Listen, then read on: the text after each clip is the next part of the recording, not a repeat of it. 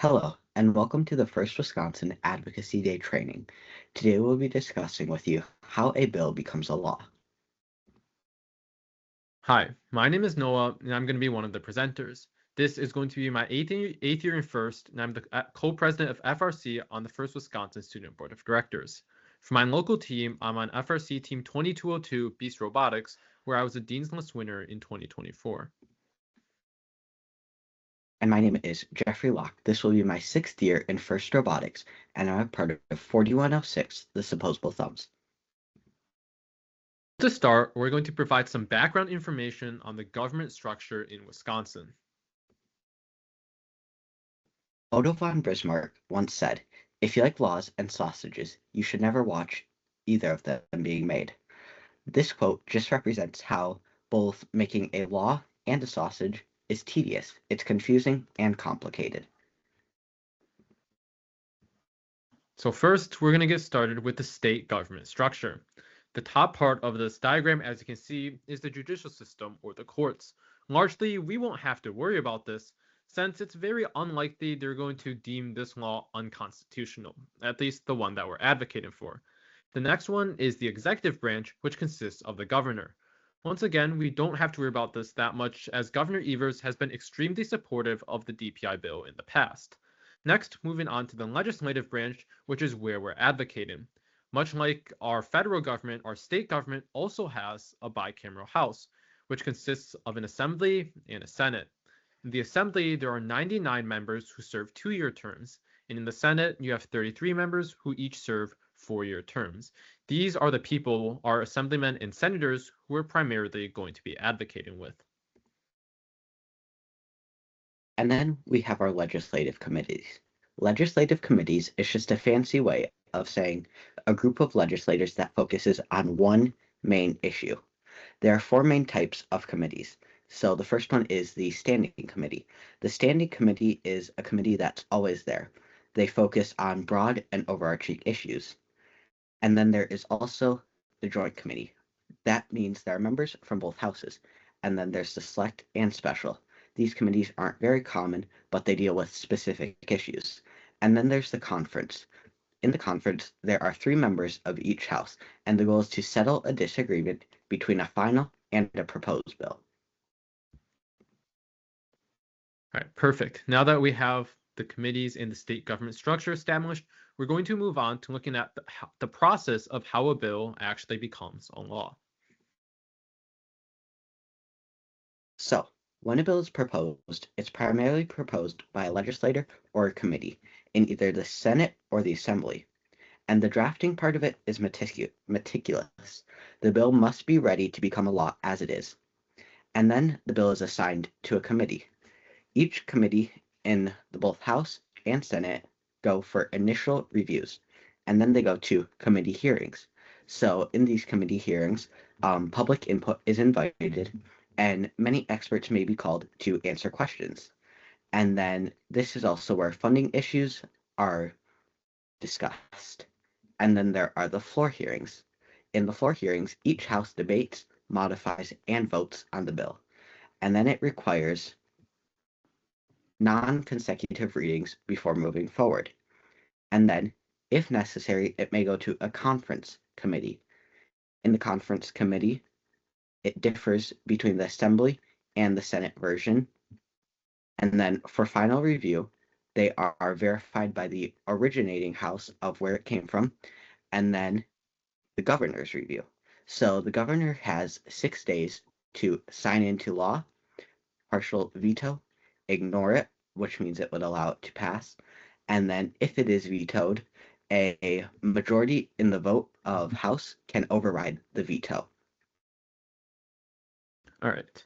Yep, so Jeffrey gave us a really good overview. Now we're going to dive deeper into each of these steps. So step 1 is when the bill is proposed. Like Jeffrey mentioned, either the Senate or Assembly is where the bill will originate from. It can be written by either specific legislator or proposed by committee as a whole.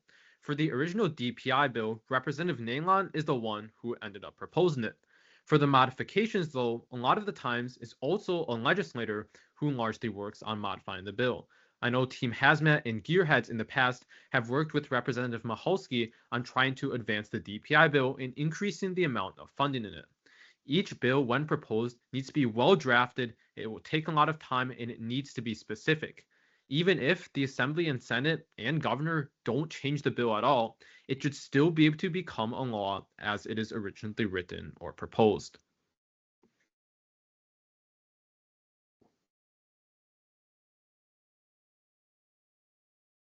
So then the bill is assigned to committees, and once the bill is proposed and assigned to its committees in both the Assembly and the Senate, they will review the bills separately, and then they will focus on specific areas of concern to redraft and rewrite.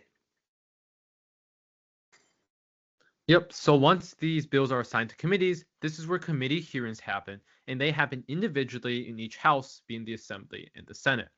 The first part of these hearings are public hearings, which allows people passionate about the issue to address the bill.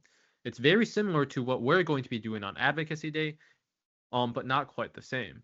Next, committees from each house can also bring in experts to address relevant questions related to the bill. Finally, the committee, if the bill has to do with funding, which our bill does, then they'll also meet with the Joint Finance Committee, which consists of both members of the Assembly and Senate, because our bill, or the DPI bill rather, deals with funding allocation. And then after the committee reviews it, the bill moves to the floor of each house. In this debate, once it's moved to the House, it is debated, modified, and then voted upon. The bill must undergo 3 non-consecutive readings and secure a majority vote in order to pass. And then after the bill has passed either house or even both houses, there could still be minute differences between the versions passed in the Assembly and the Senate. And this is where a conference committee could come in if it's needed. This is where members from both the Assembly and the Senate will meet to try to resolve their differences within the bill. Usually these changes, if any, are very small and is more of a formal step, and they do this in order to create the final law that's able to pass both the Assembly and the Senate. After that, the final version of the bill is reviewed and approved by the House, where it originated. If the bill is budget related, it undergoes additional stuff by the Joint Committee on Finance. Next, the final step after it's passed through on both houses is the governor review. Once a bill comes to the governor's desk, the governor will have 6 days to make a final decision. They can either A, completely veto the law where no part of it will be passed, or give it a partial veto, which is allowed in Wisconsin, where only certain parts are passed and others are prevented from being passed, or they can ignore the law, which is essentially approving it, in which it then becomes a law.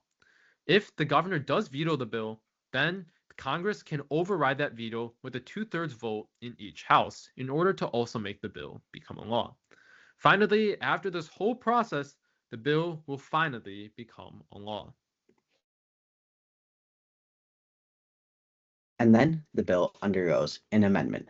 An amendment is a fancy way of saying a change within the law, and then,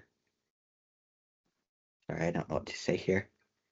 Yeah, so it's a change within the law largely. One example is for the DPI bill specifically, the original amount was actually passed for $500,000, but as things changed and as first grew in Wisconsin, what we advocated for is an amendment, and that was Act 19 in 2023, Senate Bill 70, in which in July 2023, the amount was changed from $500,000 to $750,000 for the total amount of funding each team can receive.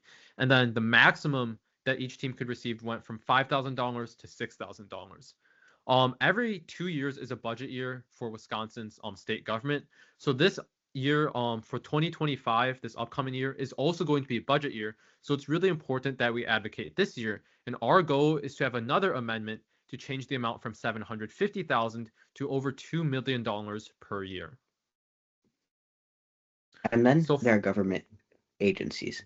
Government agencies are responsible for carrying out these laws. The specific agency we will be working with is the Department of Public Institution. This specific agency works on issuing grants. Yeah. So yeah, the Department of Public Instruction, they're the ones that actually review each application for the grant, and then they're the ones that issue it. So it's like almost the bureaucracy on a state level, where it's a department that actually implements the law.